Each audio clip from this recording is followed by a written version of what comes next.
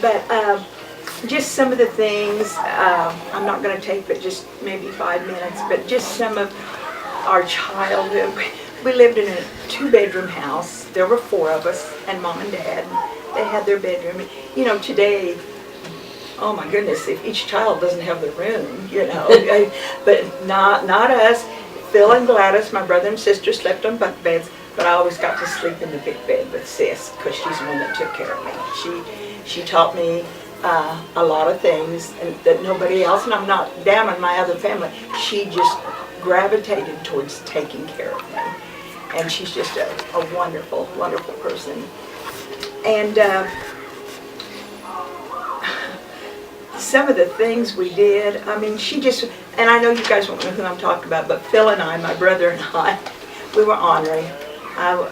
She would want to listen to, all she'd want is listen to her country music while she's mopping and waxing on Saturdays, and because she did all the housework. She did it all, and she was good to all of us and took care of all of us. And then one day came, she met this guy that she was crazy about, and that's Nick and Terry's father, Bob. And they were very unique, and I think we all know that they were very unique people. Loved me so much. And then he decided to, well, he didn't decide, the government decided that he had to go to Germany. And I didn't like that very well, because I felt like my mother was leaving when I was about 12 or 13 years old. And I thought, well, I don't think I can live without her, but I'll try. And the next 2 or 3, 4 years later, I don't remember exactly how long, they were getting ready to come home, and she would call me every great once in a while. Well, we didn't decide it, it just happened. She called me and said I'd gotten married very, very, very young. And I'd gotten married, and I told her, I said, Sis, I'm pregnant. And she says, Joe, so am I. And I said, you're kidding. And well, long story short, Terry was born in Germany, of course, and Nick was born, Sis and I had our babies the same day on Gladys's, our other sister's birthday. In the hospital. In the hospital, yeah. And we were in the same hospital. The newspaper read 2 sisters, 2 babies. And then it had a write-up about how it was on See, Gladys's she never told me about the write-up in the newspaper. Told me everything else. Serious, yeah. She did. We were treated. They moved other people out so we could be together in our room. And there's a picture of us. Nick, she was holding Nick, and I was holding my Tammy, and we were all over the newspaper. But anyway, that was a wonderful time. And then she tells me about a time that she went to. Oops, I'm sorry. She told me about a time that she was in church for a few years when she was a teenager. And at that time, she was probably 16 or 17 years old. And where she's at today is due to the reservation she made way back then. She accepted the Lord and never, ever, ever wavered from that. I know when I die I'm going to heaven.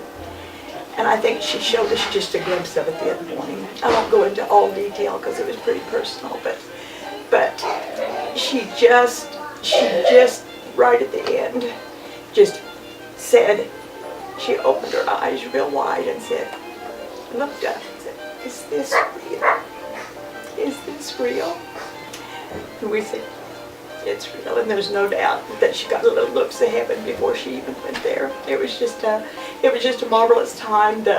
I'm so thankful that I've got to be here with all of you, and I apologize. I thought I had more control than this, but I know one thing that I've learned while I've been here this week, that the Tyler blood is very thick, and you guys are very, very close, and we were very close with our siblings, and you girls and guys, never lose that. Don't ever let anything take away from you what you have with each other. It's just such a blessing.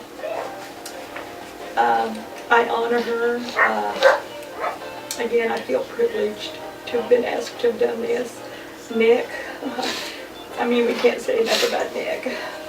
He's kept us all informed. I know he got so sick of me calling him and saying, Nick, how is she? Always take time to talk to me or text me.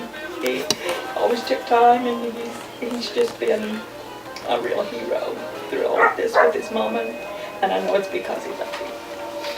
He loved her. Well, I have a poem to read that Jennifer wrote. I'll have to put my glasses on for it. This is to her grandmother. A wife, a mother, a sister, and a grandma too. This is the legacy we have from you. You taught us love and how to fight. You gave us strength. You gave us might. A stronger person would be hard to find. You fought for us all and in one way or another. Not just a wife, not just a mother. For all of us, you gave your best. Now the time has come for you to rest. So go in peace. You've earned your sleep. Your love in our hearts will eternally keep. It's beautiful, Jennifer. Beautiful. And I have one last thing. I have two real short things to do. You can't be at a eulogy without hearing at least one scripture. Anyone who wants to recite it with me, you're welcome to. It's the one that we all know and have heard since we were this tall, John 3:16. Anybody want to join me? You may. For God so loved the world that he gave his only begotten Son, that whosoever believeth in him should not perish, but have everlasting life. That's what it's all about, folks. Okay, they've also asked me to lead in a song, and you got to sing with me, because I used to sing a lot, but when you get over 70, your voice isn't quite what it used to be. But we're going to sing just a couple of verses of Amazing Grace as we close. Okay? Amazing grace, how sweet the sound that saved a wretch like me. I once was lost, but now I'm found. I was blind, but now I see. When we've been there 10,000 years, bright shining as the sun, we've no less days to sing God's praise than when we first begun. We'll miss you, sis. Thank you. Notice when you interrupt that.